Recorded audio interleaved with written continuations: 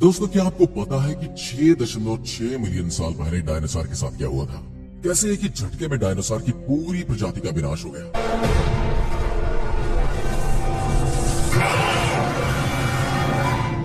जो डायनासोर करोड़ों साल तक पृथ्वी पर आराम से रह रहे थे, जिन्होंने अपना साम्राज्य जमा रखा था, चारों तरफ जिनका ही वर्चस्व था, उनका एक ही दिन में खात्मा कैसे हो गया?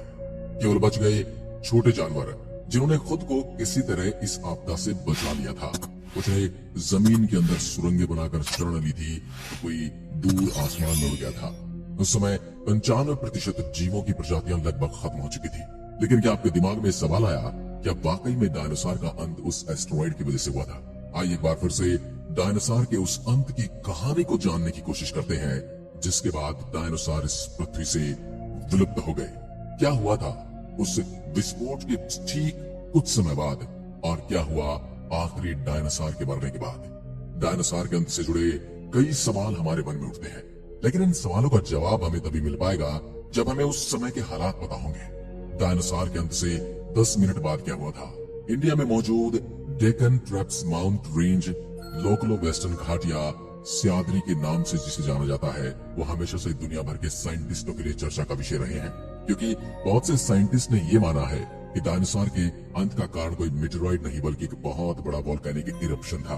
कुछ वैसा इरप्शन जिसकी वजह से वेस्टर्न घाट्स बन गए।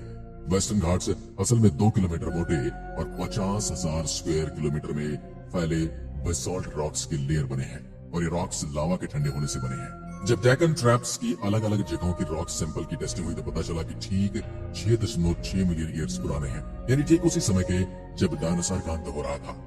जब वोल्केनिक इरप्शन तो आज के समय में भी होते हैं, लेकिन उनसे किसी स्पीसीज का मास एक्सटेंशन नहीं होता, तो फिर डेक्कन ट्रैप्स इतने विशाल क्यों है? इनके अध्ययन करना इतना जरूरी क्यों है?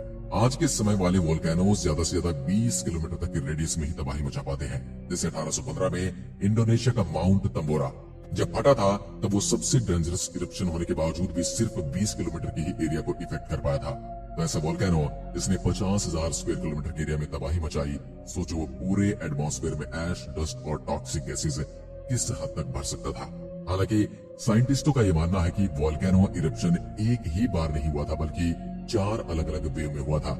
उसका पता 2014 में प्रिस्टन यूनिवर्सिटी के जियोक्रोनोलॉजिस्ट ब्लेयर शॉन और उनकी टीम ने दिया था, जहां उनके अनुसार इन 4 इवेंट्स वोल्केनिक इरप्शन में जो सबसे पहला इरप्शन था, वो डायनासोर के विलुप्त होने से भी 2.5 मिलियन ईयर से पहले हुआ था, और बाकी के 3 डायनासोर के विलुप्त होने के बाद हुए।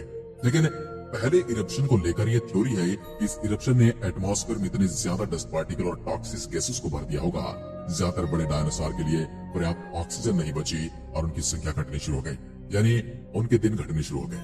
लेकिन ये थ्योरी कितनी कन्विंसिंग क्यों ना हो, ज्यादातर साइंटिस्ट आज भी मीटेरॉइड वाली स्ट्राइक को ही फेवर करते हैं, क्योंकि कुछ छोटी स्पीसीज जैसे टर्टल और एंड सिस्टर्स जैसे क्रोकोडाइल ही जिंदा बच पाए, सारे जीव नहीं। यहाँ पर सारे छोटे जीव कैसे एक्सटेंड हो गए, और क्या सिर्फ ये क्रोकोडाइल और टर्टल्स बचे? अगर मीटेरॉइड वाली थ्योरी को सच माने तो चलिए जानते कि उस मीटेरॉइड स्ट्राइक के समय वो मंजर कैसा था, वो मंजर कैसा रहा होगा। आज से 6.6 मिलियन साल पहले 10 किलोमीटर चौड़ा मीटेरॉइड अर्थ के अंदर दाखिल हुआ। उसका वायुमंडल से टकराव इतना जबरदस्त था कि उसके एक सुपरसोनिक साउंड वेव क्रिएट हुई, जिसकी आवाज इतनी लाउड थी कि प्लेनेट के दूसरी ओर मौजूद जानवरों के भी कान के पर्दे फट गए थे। एटमॉस्फेयर के अंदर एंटर करते ही 5 सेकंड के अंदर ये मीटेरॉइड मैक्सिको के युकाटन पेनिनसुला नाम के शैलो वाटर में जाकर गिरा। जब ये माउंट एवरेस्ट जितना बड़ा और 460 ट्रिलियन टन वजन वाला हैवी मीटेरॉइड 20 किलोमीटर प्रति सेकंड की स्पीड से धरती से टकराया, इसका इम्पैक्ट इतना ज्यादा खतरनाक था, इतना जबरदस्त था कि उस जगह पर एक 150 किलोमीटर चौड़ा और 20 किलोमीटर गहरा गड्ढा बन गया, जिसको आज हम चिक्सुलब क्रेटर कहते हैं। ये इतना गहरा कि इसमें एक के ऊपर एक 20 बुर्ज खलीफा समा जाएंगे। इससे आपको पता लग गया होगा इस टकराव से कितनी एनर्जी रिलीज हुई होगी, और साइंटिस्टों के अनुसार इतनी एनर्जी 1500 किलोमीटर के रेडियस में हर चीज को पिघलाने के लिए सक्षम थी, जिसकी वजह से उनकी हड्डियां तक नहीं बची थी। कुछ साइंटिस्ट का ये भी कहना है कि उस मीटेरॉइड के कुछ टुकड़े तो चांद तक पहुंच गए थे, और जो नहीं पहुंचे थे वो वापस अर्थ की ग्रेविटी में आकर आग की गोली बनकर फिर से बरसने लगे। इन सब की वजह कुछ ही सेकंड में टेक्टोनिक प्लेट्स अपनी जगह से इतने सरक गए कि पूरे प्लेनेट पर मैग्नीट्यूड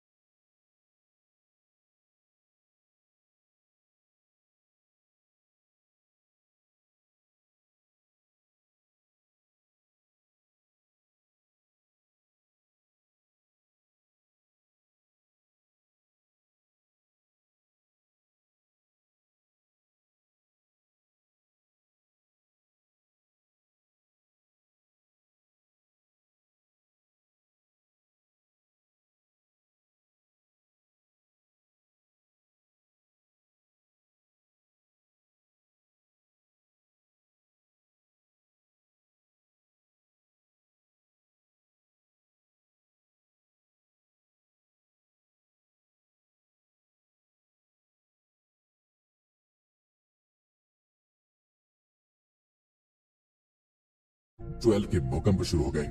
हर जगह से पृथ्वी मेट्रोइड का लावा फटकर बाहर आने लगा था। जमीन पर रहने वाले हर जीव अपनी जान बचाने के लिए यहाँ से वहाँ भाग रहे थे, लेकिन कुदरत का एक वहशी रूप कोई जानवर झेल नहीं पाया और देखते ही देखते 10 मिनट के अंदर पृथ्वी के 30% जीव खत्म हो चुके थे। और वहीं दूसरी तरफ पानी में रहने वाले जीव डरे हुए तो थे, लेकिन साथ ही वो ये सोच रहे थे कि वो बच गए। पानी में रहने वाले जीव जीत से पहले का जश्न मना रहे होंगे, क्योंकि तबाही का मंजर तो अभी बाकी था। वो नहीं जानते थे कि ये तबाही से पहले का सन्नाटा है। टेरेस्ट्रियल जीवों की मुसीबतें अभी खत्म नहीं हुई थी। मेट्रोइड इम्पैक्ट और वॉल्केनो की वजह से हवा में उड़ते छोटे छोटे पत्थर जलते ओलों की तरह जमीन पर बरसने लगे थे। लावा और जलते ओलों ने पूरे जंगलों में आग लगा दी थी। जमीन और आसमान में रहने वालों के लिए अब भागने की कोई जगह नहीं बची थी। इस समय हमारी पृथ्वी को नीला गोला नहीं लग रहा था, बल्कि एक लाल गोले की तरह दिखाई दे रही थी, जिसमें आग लगी हुई है, जिससे धुआं उठ रहा है। ये वो मंजर था जब हमारी पृथ्वी पर 50% से भी ज्यादा जीव खत्म हो चुके थे। टॉक्सिक गैसों की वजह से बड़े जीवों को पर्याप्त ऑक्सीजन नहीं मिल रहा था और यही टॉक्सिक गैसें